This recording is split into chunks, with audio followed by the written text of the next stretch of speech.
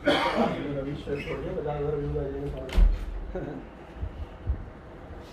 भाई था बिल्कुल।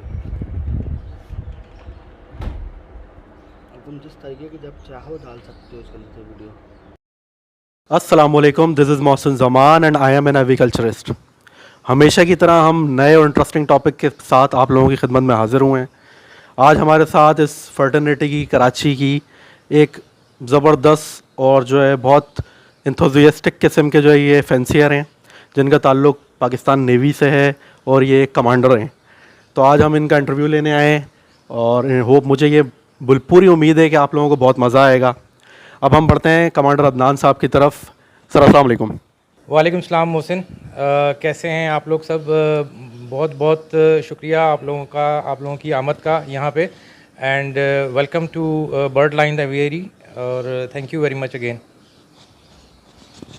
अच्छा, थोड़ा सा मैं आप लोगों को ओवरव्यू देना चाहता हूँ कि ये हमारे जो कमांडर साहब हैं, इनके साथ एक मिसहैप हुआ कि इन्होंने बहुत ज़बरदस्त किस्म की इन्वेस्टमेंट के साथ, आप लोगों को पता है ये हॉबी कम बिज़नेस है। अब वो दौर नहीं है कि लोग सिर्फ तोते पाल के जो है वो हॉबी शौक करते थे। अब ये एक पूरी जो है ना, हम इसे कॉटेज इंडस्ट्री कह सकते हैं। किसी ज़माने में घरों पे ख़वातीन जो है वो ग्लव्स बनाया करती थी, शॉपर्स बनाया करती थी और डिफरेंट चीज़ें बनाया करती थी। लेकिन अब जो है वो ट्रांसफॉर्म हो रही हैं चीज़ें। इसी तरीके से दुनिया के ममालिक के अंदर भी बर्ड्स बिज़नेस चल रहा है। पाकिस्तान में भी उसकी जो है ना मिसाल ज़िंदा आप लोगों को जगह जगह नज़र आती है। मेरे साथ पूरी टीम ALP की भी मौजूद है। डॉक्टर साद साहब हैं जिनका ताल्लुक़ CVU एवरी से है, मोहम्मद ताहा साहब हैं, शफ़क़त साहब हैं, मोहम्मद शफ़क़त ज़रीन साहब, और हमारे साथ कमांडर साहब भी हैं। तो अब हम आगे बढ़ते हैं, अपने टॉपिक को आगे लेके जाते हैं, जिसके अंदर हम इनसे सवाल करेंगे। सर देखें, आप इतने बड़े पैमाने पर आपने अच्छी इन्वेस्टमेंट की थी, आप आए इस हॉबी के अंदर और बहुत अच्छी जो मेरे नॉलेज में आपने ब्रीड भी ली है। तो थोड़ा हमें बताएं कि कैसा आपका जो है सफ़र रहा और आपको कैसा लगा। Thank you Mohsin. मुझे इस फील्ड में आए हुए 2021 से मैं इस फील्ड में आया था और स्टार्ट में मैंने बिल्कुल सिंपल किस्म के जो बर्ड्स थे वो परचेज़ किए थे, ताकि एक थोड़ा सा उस हॉबी के बारे में मालूमात हासिल की जा सकें, सीखा जा सके। और बर्ड कीपिंग होती क्या है एक्चुअली, जब तक कि उसको समझ नहीं अच्छी तरह लिया जाए तब तक इसमें आगे बढ़ना जो है वो सही नहीं था मेरे हिसाब से। तो 2021 के बाद 2021-22 का जो साल था वो मैंने इस काम को थोड़ा सा सीखने में और चीज़ों को समझने में सर्व किया। और उसके बाद फिर लास्ट ईयर 2022 में मैंने फ़र्स्ट टाइम जो है वो अच्छी और क्वालिटी की म्यूटेशन और रेप्यूटेड ब्रीडर्स से परचेज़ की। और उसके बाद फिर मैंने अपने इस काम का आगाज़ किया सही मानों में लास्ट ईयर। अच्छा, उसके बाद जैसा कि आपने बताया कि जो भी इन्वेस्टमेंट थी उसमें बेहतरीन किस्म के टॉप ऑफ द लाइन जो क्वालिटी बर्ड्स थे वो मैंने परचेज़। जैसा कि मैं आपको पता है कि मैंने जब बर्ड्स सिलेक्शन की तो मैंने काफ़ी देखभाल करके और जो अच्छे क्वालिटी के बर्ड्स मुझे जहाँ से भी मिले वो मैंने परचेज़ किए। तो उसमें डाइल्यूट्स जो हैं वो मेरे पास हंजला शरीफ भाई जो हैं उनके लाहौर वाले, उनकी ब्लड लाइन है। उसके अलावा जाबर भट्ट हैं जो कि ACP के भी मेंबर हैं, उनकी ब्लड लाइन है। और उसके अलावा मोहसिन आपसे माशाल्लाह काफ़ी बर्ड्स आपसे परचेज़ किए जो माशाल्लाह बहुत ही अच्छी क्वालिटी के बर्ड्स थे। तो ये स्टार्ट था क्योंकि मुझे फर्म बिलीव था कि क्वालिटी अगर मैं लगाऊंगा तो डेफिनेटली उसका मुझे आउटकम भी उसी तरीके से अच्छा मिलेगा। तो अल्हम्दुलिल्लाह मैंने इस साल सीज़न में जब मैंने स्टार्ट हुआ सीज़न का, तो मेरे पास शुरू में 1 या 2 क्लच जो हैं वो बहुत अच्छी ब्रीड आई अल्हम्दुलिल्लाह और अच्छा काफ़ी सीज़न चल रहा था। लेकिन अनफॉर्चुनेट मैं इसमें it is basically will of God आप कह लें या जो भी। तो जो भी इंसिडेंट हुआ जिसका आपने ज़िक्र किया, मेरे घर पे जैसे बर्ड्स की चोरी हुई, थेफ्ट हुई, तो उसमें मेरे ऑलमोस्ट सारे ब्रीडर पेयर जो हैं जो कि अच्छी क्वालिटी के थे, top of the line blood lines थी, वो सारे के सारे जो है चले गए। कितनी होगी आपके अंदाज़े के मुताबिक? जी, मेरे हिसाब से जो मेरे बर्ड चोरी हुए हैं वो तकरीबन उनकी मालियत 1 मिलियन प्लस है इस वक्त। अप्रॉक्स 1.5। हाँ, 1 मिलियन से 1.5 मिलियन के मिड में कहीं ना कहीं इसकी मालियत है।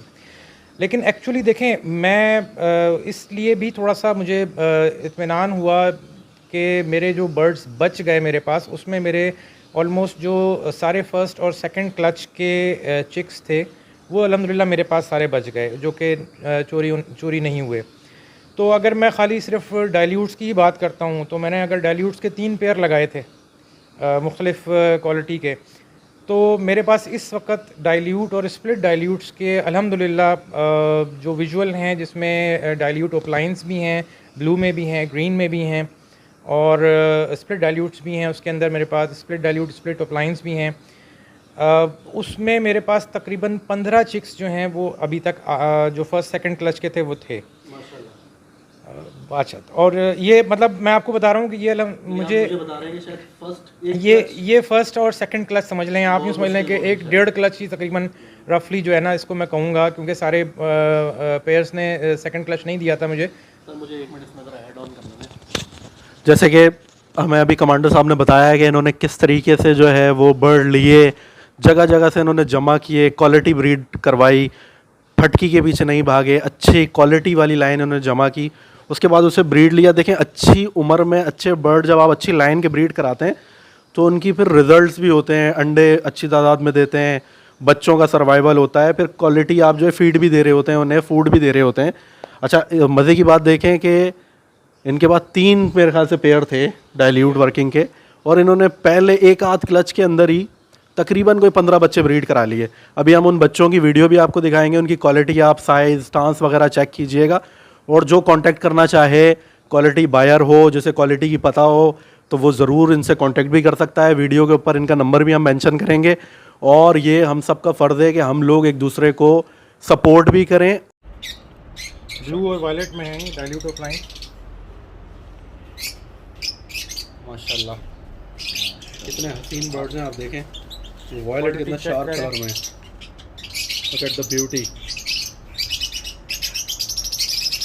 जो भी भाई बुक कराना चाहता है, लेना चाहता है, वो ऊपर दिए गए नंबर पे कांटेक्ट कर सकता है।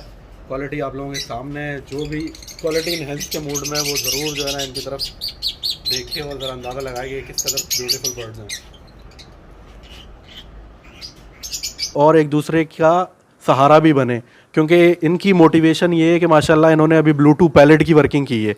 आप अंदाज़ा लगाएं कि आप बर्ड लगाते हैं, उसकी ब्रीड आ रही होती है, सीज़न में बिल्कुल पीक में आपके बर्ड चोरी हो जाते हैं, तो आप बिल्कुल डाउन हो जाते हैं, डल हो जाते हैं। लेकिन ये एक फ़ौजी से ही आप जो है ना एक्सपेक्ट कर सकते हैं कि वो बोल्ड फैसले लेता है और वो अच्छी क्वालिटी का अच्छी चीज़ को फोकस करता है। तो बाकी ये ख़ुद कमांडर साहब बताएंगे कि इनकी क्या आगे फ्यूचर प्लानिंग है और ये आगे क्या देखते हैं कि ये हॉबी कम बिज़नेस कैसा है, मतलब इनकी क्या राय है इसके बारे में। अच्छा देखें मोहसिन, बात दरअसल ये है कि हम लोगों की जो ट्रेनिंग होती है ना, बेसिक ट्रेनिंग, वो कुछ इस नौइयत से होती है कि हम इजीली जो है वो हारना नहीं सीखते। तो हमारी नेचर में जो है वो ये चीज़ शामिल होती है कि हम अगर गिरते हैं तो गिरने के बाद दोबारा हिम्मत करके उठते हैं और पहले से ज़्यादा ताकत से उठते हैं। तो इंशाल्लाह गिरते हैं शहसवार ही मैदान जंग में। जी हाँ, बिल्कुल ऐसा ही है।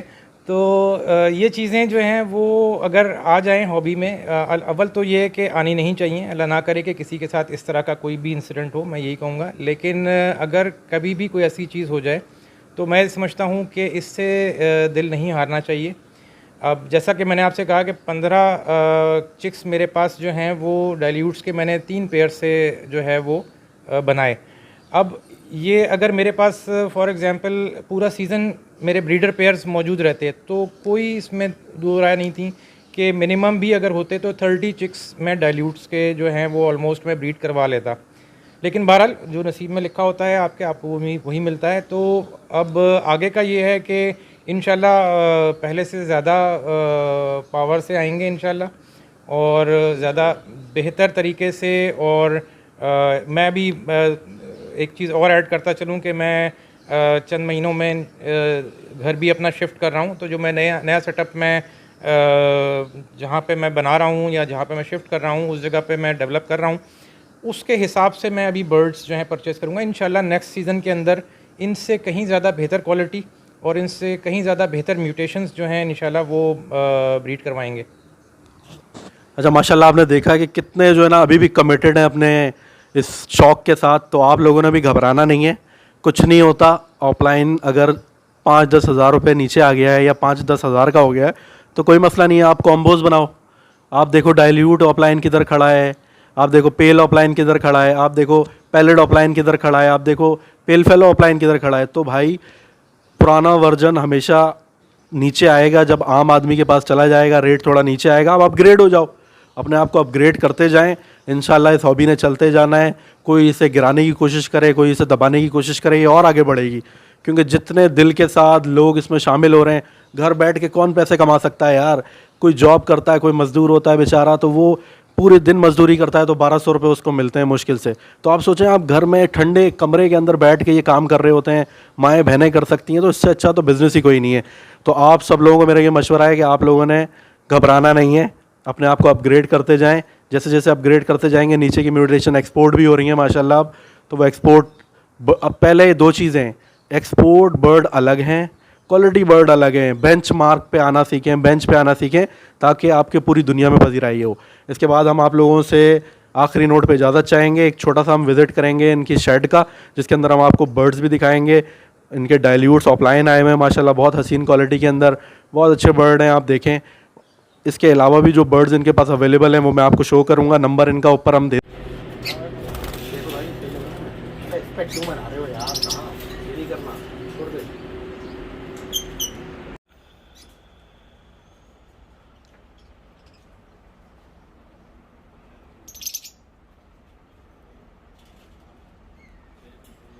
यही तो फोकस नहीं होता ना साला।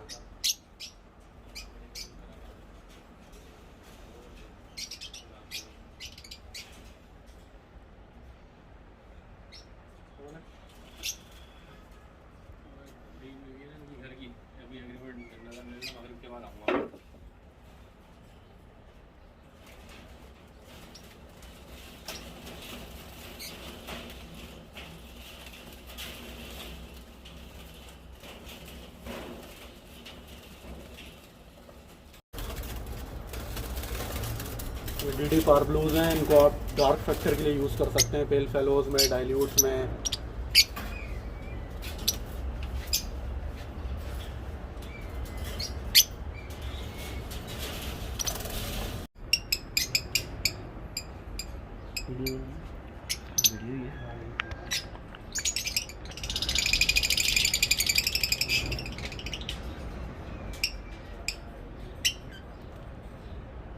देंगे, उसके अंदर आप कांटेक्ट भी कर सकते हैं। जी कमांडर साहब, आप कोई आखिरी नोट पे हमें अलविदा कहना चाहेंगे?